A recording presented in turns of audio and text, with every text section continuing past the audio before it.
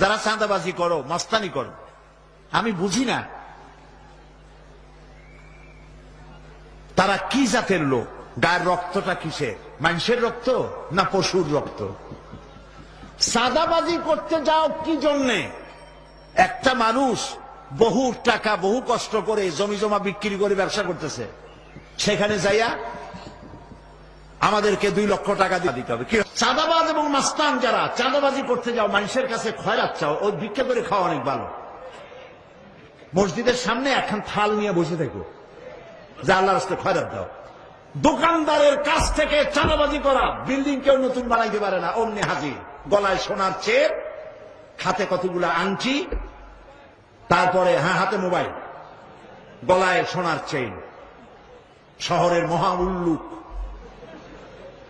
জানোয়ার বলতেছে এখানে ইট ফেলাইতে পারবে না, রড দিতে পারবে না আমাদেরকে সান্দানা দিয়া। এটা কি মানুষ? বলেন মানুষ? এরা মানুষের সন্তান? এরা জানোয়ার, পশু। চাঁদাবাজ এবং মাস্তান সন্ত্রাসী, ইসলামে এদের কোন স্থান নাই।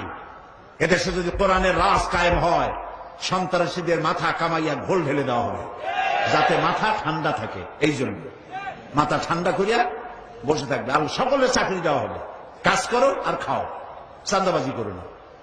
শ্বশুরের কাছে চাঁদাবাজি করে, বউর কাছেও চাঁদাবাজি করে।